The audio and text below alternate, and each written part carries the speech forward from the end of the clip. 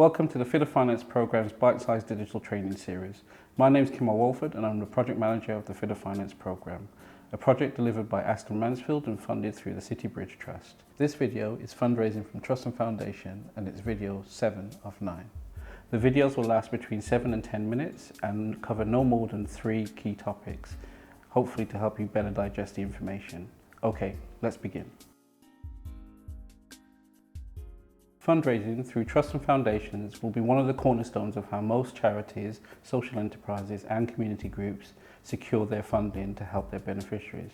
So having a good understanding of the key points will certainly help you get off to a great start. So this video will look at 3 areas of ensuring your group is ready, searching and finding the right funders, and preparing for an application. So let's get started. I hope you've got your pen and paper ready. Before we get started on the main points of the video, did you know that there are over 8,000 trusts and foundations in the UK, providing funding to 167,000 registered charities in England and Wales alone? This is not including social enterprises, KICs, incorporated companies or organisations, or simple community groups. So ensuring that your organisation is in the best possible situation will help you to attract funders and be more successful in your mission. Using CAF's Charity Resilience Programme research, there are 6 key characteristics that will help your organisation to operate at its best. These 6 characteristics are purpose, financial and operational fitness, impact and outcomes, effective leadership, being well networked, and finally, external awareness. So if you have an organisation that can tick off all of these 6 characteristics, your organisation is in prime position to be well funded and highly resilient. So let's take a little bit more of a detailed look at trusts and foundations. First, let's get a better understanding of trusts and foundations and what they really are. Generally speaking, they are registered charities with private equity and sustainable income sources. In turn, trusts and foundations are required to give grants or make donations to other organisations and individuals in order to help them achieve their goals. The terms trusts and foundations are often used interchangeably from a fundraiser's perspective. They basically do the same sort of work.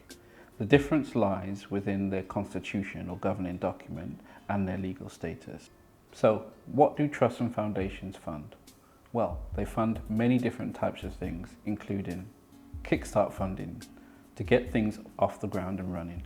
Revenue funding, to cover any running costs and can include salaries. Capital funding, to pay for building costs or equipment. Project funding, to cover a mixture of costs included in your project budget, but could also sometimes include overheads and management costs. And finally, long-term funding. This is funding that covers multiple years. To be effective in fundraising from trusts and foundations, we need to ensure that we're applying to the right funders and understanding their requirements. This process is called prospecting, and it requires an individual to do a little bit of research on the funders that they want to get funding from. So, what are you waiting for? There's no excuse not to do a little bit of research. We live in an age where there's so many great opportunities and methods to find out information on funders for areas of your work. A general rule is that a small number of well-researched and tailored applications will be far more successful than a blanket approach of sending loads of generic letters to a range of trusts and foundations. Now that you've done a little bit of research, we can start looking at the application. Now for the application. There are 2 aspects of preparing trust and foundation applications. These are presenting your project and showing how much it's actually going to cost. So let's tackle the first aspect, presenting your project in the application form. I always say that if you can't read it or understand it, then it's going to be very hard for you to be successful in securing a grant. So I want you to use the acronym KISS. Keep it simple and stupid. The easier it is to read, the better it is that your application and project is likely to be understood. We also need to think about structure. So I want you to use the acronym TRUST.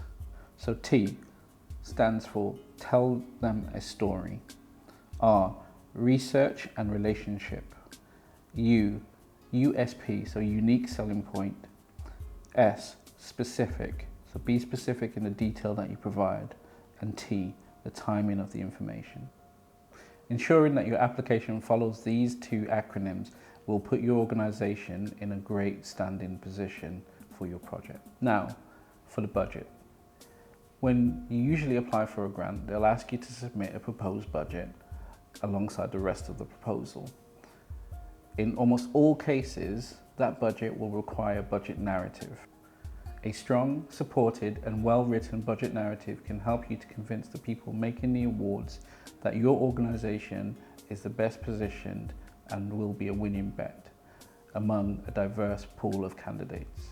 Ensuring that project evaluation is included in the budget is essential, especially if you're applying for multi-year funding or anything over the £10,000 mark. As a rough rule of thumb, I would suggest anywhere between 5 and 10% of your project budget for evaluation. If you're a small organisation, this might not be possible, but it's important to be realistic about what you can actually achieve. In the planning phase regarding staff, you'll need to ensure that you've budgeted for their time and resources needed for the following. Planning and managing the evaluation, involving beneficiaries, carrying out the evaluation itself, writing up the evaluation, and communicating the findings. If successful, then please ensure you take the time to thank the funder and also the people involved in the initial planning phase.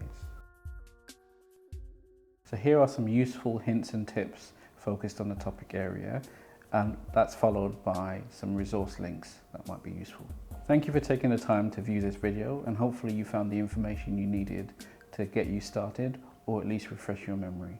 Best of luck.